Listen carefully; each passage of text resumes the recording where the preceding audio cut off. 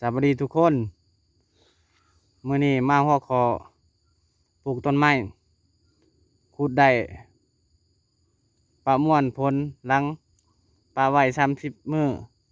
ใน YouTube ที่ผ่านมาเดี๋ยวนี้ข้อยมาแชร์การปลูกต้นไม้ขั้นตอนที่1กวาดเบิ่งค่า pH อยู่ในระหว่าง6-7อธิบายเป็นหยังดูดซึมสารอาหารได้ดีต้นไม้ในทงเมื่อย้ายมาปลูกในสภาพแวดล้อมอื่นต้นไม้จะมีอาการช็อกทางวิทยาของพืชในระยะปลูกใหม่ค่า pH อยู่ในระหว่าง4-5การดูดซึมสารอาหารบ่ได้ดีต้นไม้ที่ปลูกใหม่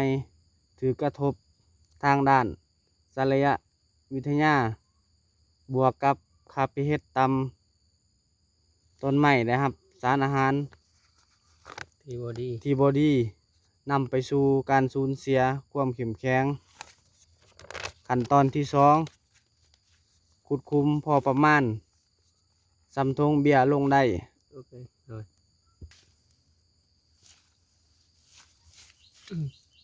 Để hạt leo này khu khuyên đây hụt xong đèo này thà hà với nó thì bị hạt khuyên này bơm đinh lái tô mát cho đinh mất này thôi cho đinh lèo là khẩu đinh chuột này rồi điều này khẩu lục bị hạt ốc con này đinh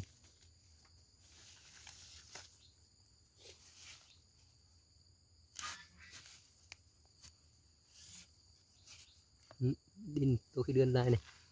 đơn rồi bắp bún đinh đầy sang sẽ chút mưa lèo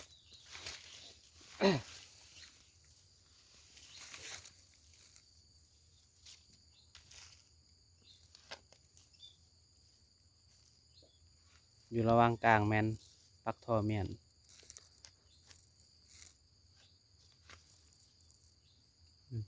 นี่ตัวkhi đơn mà du lèo này tôi đến lúc lèo này ok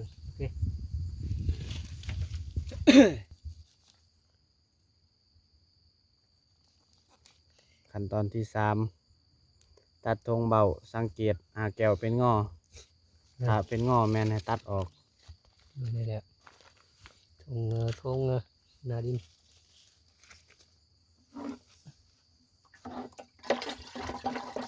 này là bột đinhมีamino กับphosphorus amino phosphorus ไปคอยอ่าน YouTube คอยอ่านที่ใบ YouTube ที่1แล้วเลย YouTube ที่1ที่2อ่ะ YouTube ที่2แล้วใครอยากเห็นthìมาเบิ่ง YouTube อ่ะ YouTube ก่อนหน้าแมนอธิบายการ บิดเข้าไปใช่ไหม ขุด เดี๋ยวนี้ไอ้น้องขุดอยู่นี่ก่อนนะแล้วให้ลบเบิ่งท้ายเลยนี่ไอ้ดินเนี่ยนั่นนี่ดินเบียกคือที่ก่อนไอ้ดินแดนจันแดนเลยทุเรียนนี่บริงามนะ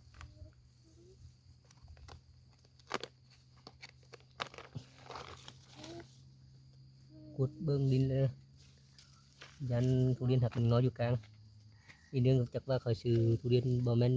บอลขุนกลางนะครับมาคันคนนะครับโปรตีนเลยดิ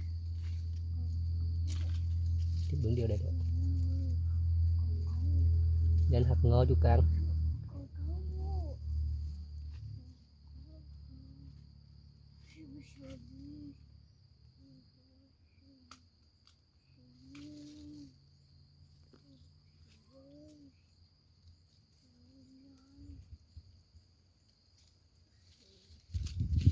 ok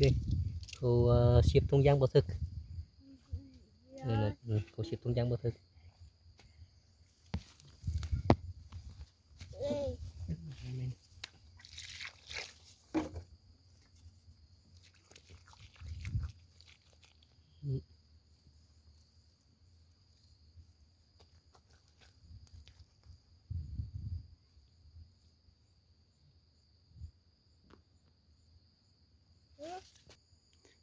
ขั้นตอนที่สี่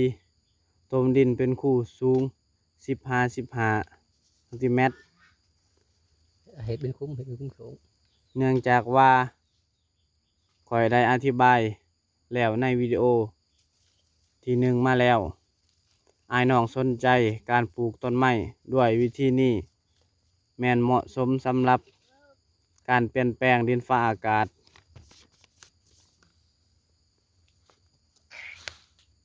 ขั้นตอนที่หกส่วนลาประทานด้วยการแก้ไขดินช่วยให้ดินล้างพิษดินย่อยสลายสารพิษดินอลูมิเนียมธาตุเหล็กอาซิดซัลฟูริกเพื่อให้รากบ่ถูกสารพิษแต่ได้รับสารอาหารที่ดีนั่นแม่นวงจรปฏิกิริยาเคมีในดิน เดี๋ยว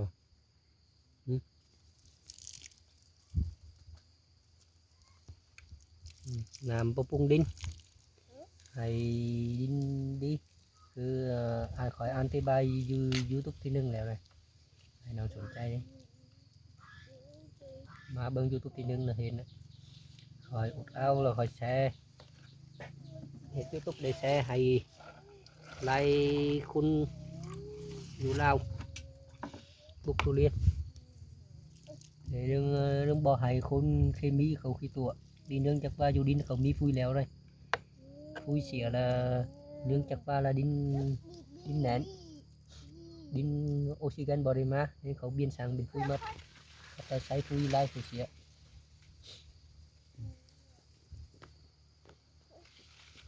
ตัวนี้là làm đây là ung đinhกับ amino กับ phosphorus มี amino กับ phosphorus แต่คอยอ่านที่ใบ YouTube ที่สองแหละ แม่นนะอธิบายวิ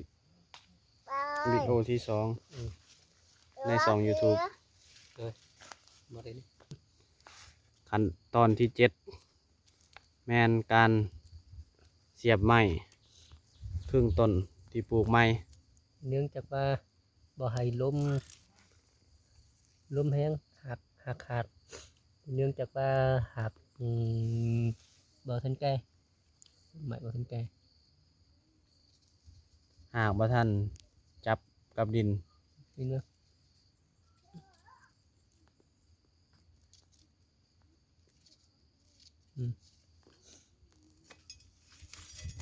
เนาะเสียบขึ้นนั้นนะ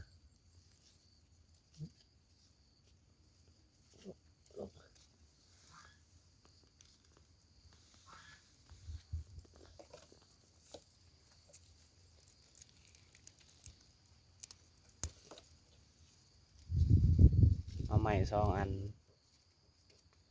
นหนึ่งเสียบใส่ต้นแล้วก็อันหนึ่งเสียบทางข้าง ชามัน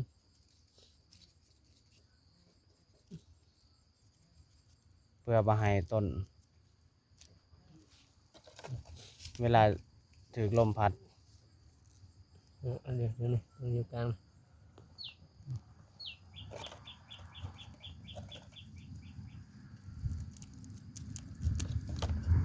นี่ดึงมาอยู่กลางไหนบ่เบื้องต้นอยู่กลางไหนบ่ แม่นถือแล้ว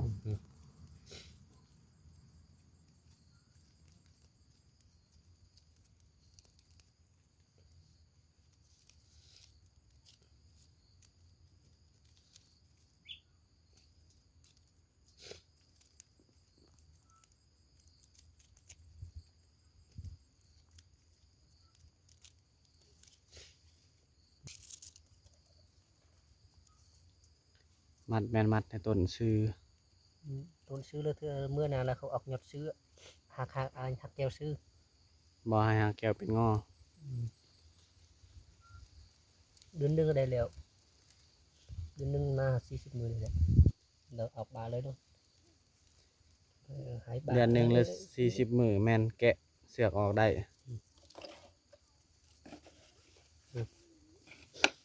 มาอยู่นี่ เมื่อปลูกสำเร็จแล้วแม่นเอาผ้ากันแสง